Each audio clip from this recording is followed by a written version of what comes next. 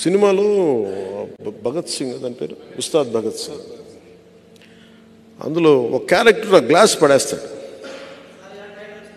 ఈరోజు వచ్చింది కదా, గాజు గ్లాసు పడి ముక్కలు అయిపోద్ది.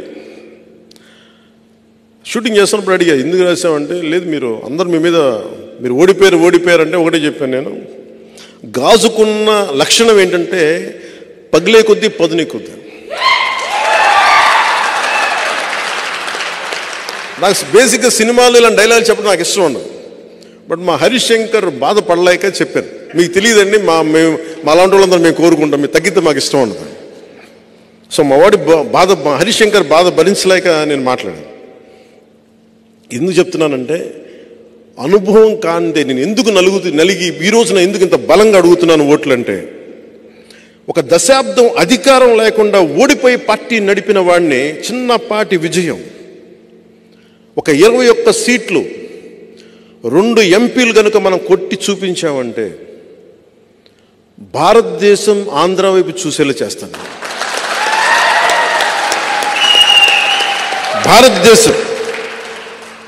భారతదేశానికి నేను తలమానికం అయ్యేలాగా ఈ 2 సీట్లతో నేను చేయగలను, అంత నిలబడతాను.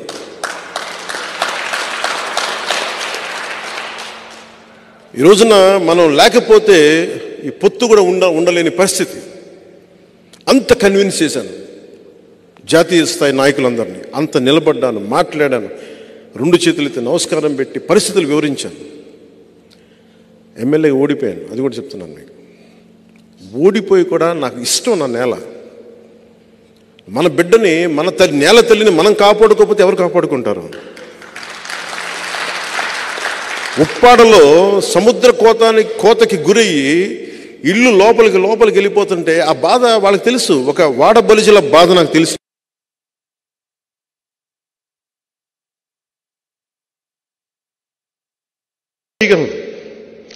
లేదంటే నేను వ్యక్తిగతంగా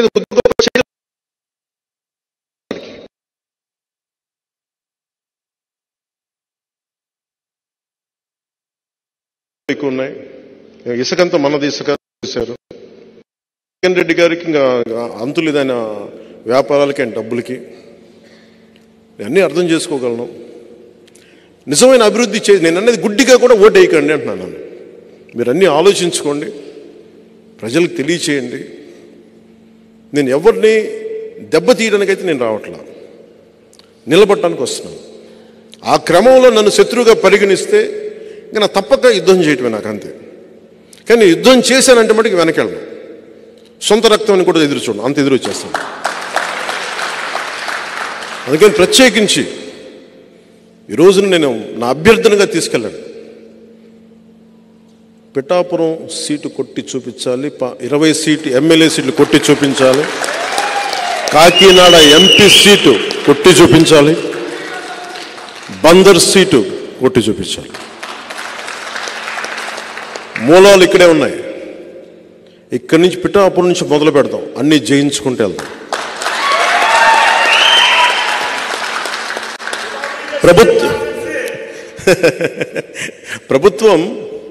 ప్రభుత్వంలో మనం భాగస్వామ్యం తీసుకుంటున్నాం. ఫామ్ అవుతున్న ఎన్డీఏ ప్రభుత్వంలో మనం భాగస్వామ్యం తీసుకుంటున్నాం. 3వ వంతు స్థానిక ఎన్నికల్లో మనకి ఆ పదవులు కూడా తీసుకుందాం.